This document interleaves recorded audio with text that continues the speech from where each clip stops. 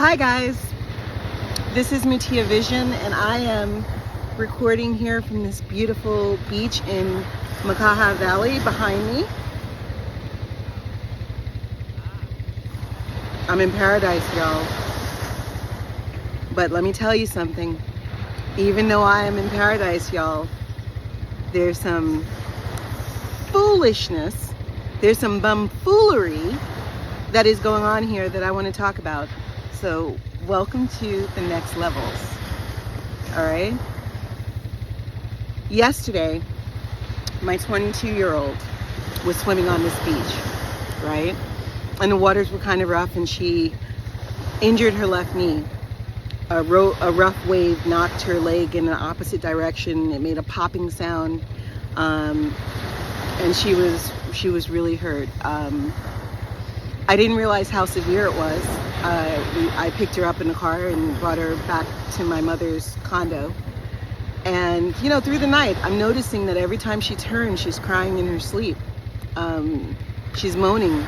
Something is definitely wrong. It's not just, you know, it's not something little. So 3 o'clock in the morning, I'm thinking about it. I'm deciding, you know, I'm gonna take her. She didn't want to go to the doctor. She doesn't like going to doctors and hospitals and things like that. But I decided to take her to the hospital because that's the kind of parent I am. I'm concerned and I think we should get it checked out. And we're gonna do that. That's it. It's no conversation. So I get her up at 5:30 in the morning and we head down to Y&I Comprehensive Medical Center. And nobody's there. It's amazing, right? We get seen immediately. But here's the deal.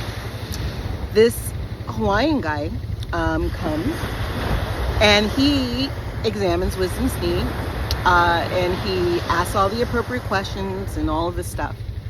And he says, well, you guys are on vacation here, so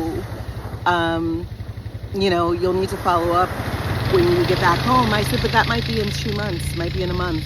I feel like she needs care while we're here. So what I do is I take her to, that's why I brought her here, because she needs immediate care. He says, well, if it was an emergency, you know, it's not really an emergency because you didn't bring her in yesterday when it happened. I said, well, it's only 8 hours later. You know, it's not 24 hours later, okay? Why are we debating this? We're here, okay? We need help. So he investigates. He says, we're not, you know, I don't believe that anything's broken, so we're not going to do an x-ray. And, you know, you can follow up with our walk-in center, you know, located in the Y&I Mall. Great. So I said, what are you giving her for the pain? He says, I'm going to prescribe.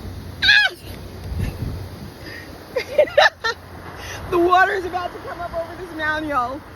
He says, I'm going to prescribe, cut it out.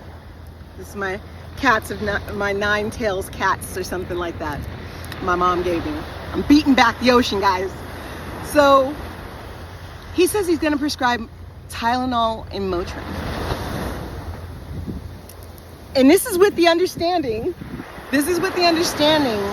that he understands that he thinks that what's going on is something could be torn or it could be a really bad sprain. Okay, so I processed that for a moment. And then I go up to him because he left the room to go write everything up. And I go up to him and I say, excuse me, is that the Tylenol or Motrin strength that I could get? I got to keep an eye on the ocean. They tell you never turn your back on the ocean. And I know I'm violating that rule. So I have like my eyes, what's going on back there? Don't want any rogue waves taking me out into the sea. So I speak to him and I said, is that the same Tylenol or Motrin that I can get over the counter? And he says, yeah, basically, that's what it is. And I said, I didn't bring my daughter in because she was dealing with Tylenol pain. I know the difference. And if it was Tylenol or Motrin pain levels, I wouldn't have bought her. I wouldn't have gotten up at 3 in the morning to start this process to come over to you to get help, you know? He says, well, I'm not gonna prescribe her opioids. Opioids? Excuse me, sir, but I'm perplexed. First of all, what is your name and what is your title? Okay. He tells me his name is going to be on the report, right? And I said, and what is your name? He says, I'm physician's assistant Secaucus, something like that. So I said, can you spell that for me? He once again reiterates that his name is going to be on a report. So I say his name into my phone. Then I said, I'm really perplexed here because I don't understand why, if I'm asking for pain, where did opioids come in? I said, isn't there a wide range of things that help with pain that come between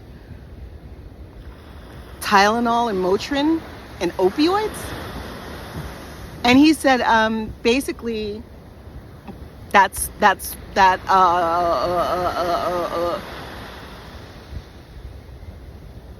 Basically, he said that because we were black. I'm sorry. Sometimes that's what it is. I said, you know what? I have a torn ACL that I'm dealing with right now. And they give me Toradol shots. Do you have those here? Before we even get to that, he said the opioid thing, and he said, and so I'm not going to prescribe that. So I'm prescribing Tylenol and Motrin. Okay. So then I said, well, I have a torn ACL that I'm getting knee replacement surgery for. My doctor gives me Toradol. Do you have that in this emergency room? And he said,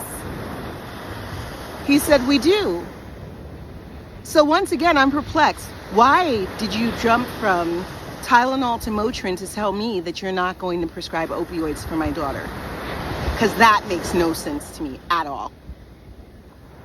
He doesn't have an answer for that. I said, we are in the emergency room right now, and I don't understand why I should have to drive 20 minutes to a pharmacy to get Tylenol and Motrin that I could have saved my time and aggravation of this visit if my daughter only needed Tylenol or Motrin. I said, we're in the hospital now. She's in pain now. What are you going to do about it? And my daughter, meanwhile, is upset in her own right, all right? But I'm articulating it in a way that I'm articulating it the way it needs to be articulated. And in the back of his mind, he's really upset because I'm standing up for her. And it really frustrates me.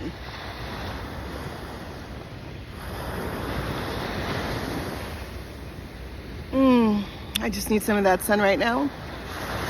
Because it really frustrates me that black women are called angry black women, but yet we have to fight for every inch of everything of what we get.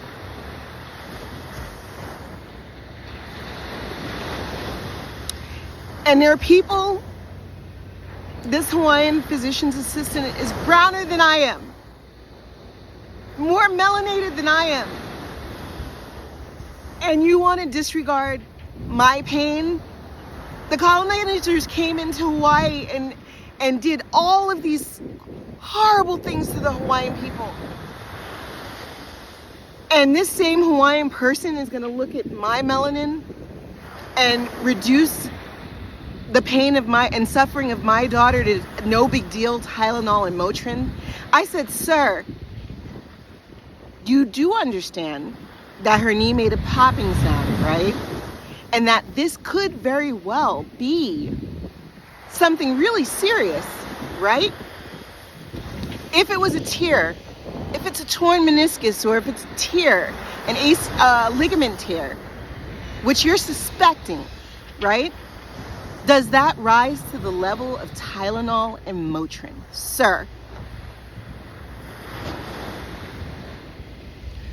What I would like you to do is I'd like you to give my daughter a shot of the Toradol shot, Termidol, Tremidol, whatever it's called, because I know that gives me relief, and she's in need of relief. So he goes, Okay, if you'd like to get the shot, then we'll give it to her. And he goes away. And I know he's complaining about some uppity. I know that he is. I can see them talking and kind of snickering. Oh, them. You know how they are. But she got her shot. And this really upsets me because I get tired of, I know that this is not just me, okay? I know that there are other melanated people who go through this kind of treatment and disregard, where you go to a hospital and your pain is minimized and reduced so that it can justify their inhumane treatment. Their inhumane treatment of melanated people. And like I said, I'm going to go back to this really quickly. I find it very frustrating. I find it very frustrating that we have to fight for every inch of everything that we are entitled to. And I think that everybody has a right to humane treatment. I think that if you're in the medical profession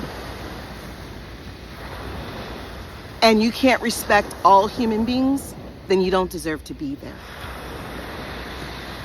I want to give a shout out to the RN, Petra, because she was the saving grace in all of this. Oh, and another thing that happened. The registered nurse at Y&I Comprehensive Center named Bruce. Shame on you, Bruce. My daughter expressed that she wanted some water, and because she was feeling nauseous. And one person was just ignoring her. So I went out because that's why I'm there. I didn't want my daughter to go there by herself because I don't trust people to treat her with the dignity and respect that she deserves. And that's really a shame, right? She's 22 years old. She's not going to speak to them like I'm going to speak to them.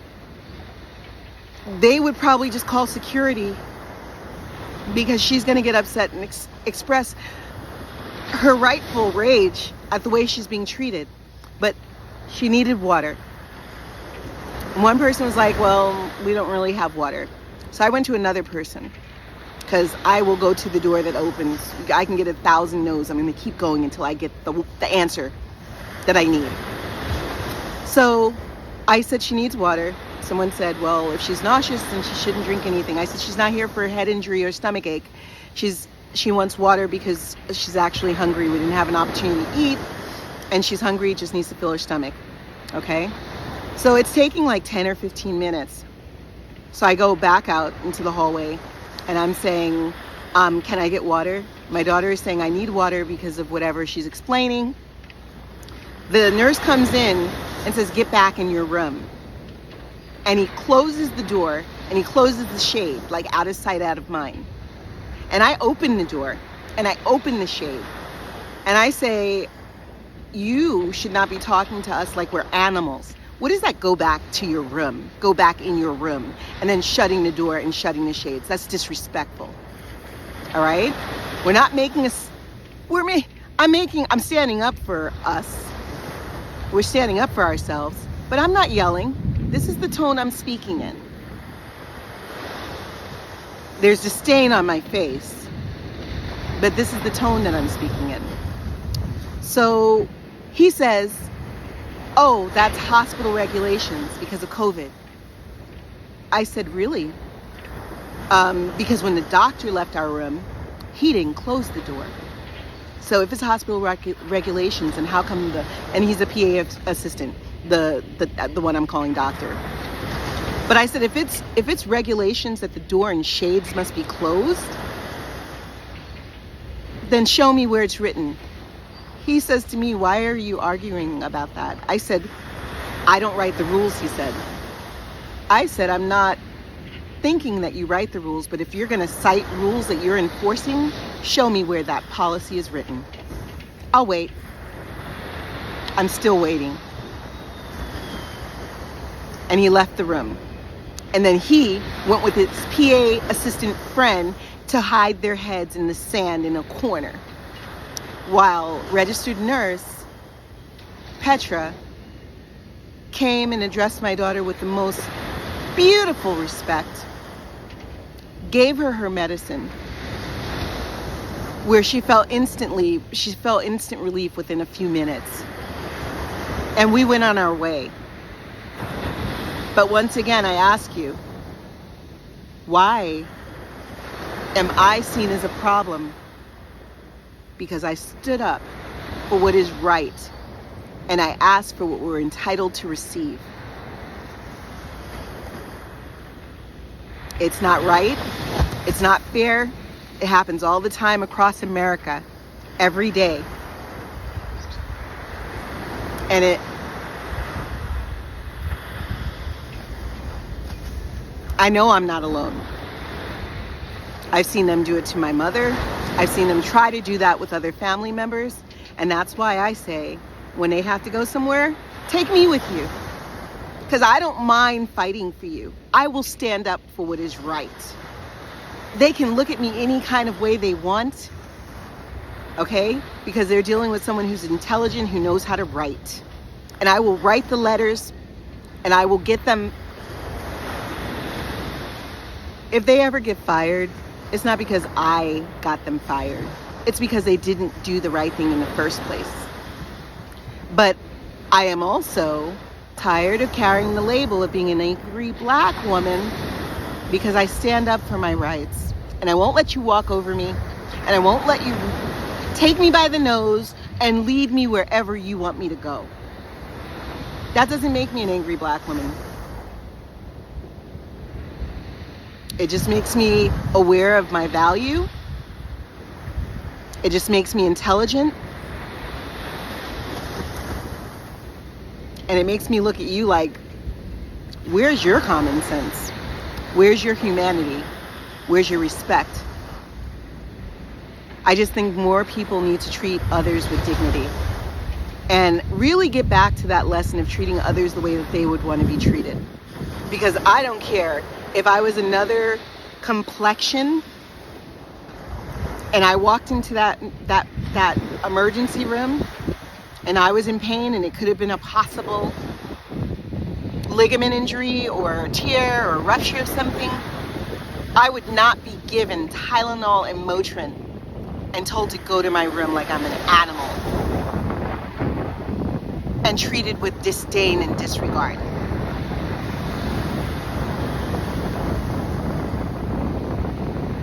And that's all I have to say about that. So if you're out there and you're experiencing these things, don't be afraid to stand up for your rights. You know how you feel.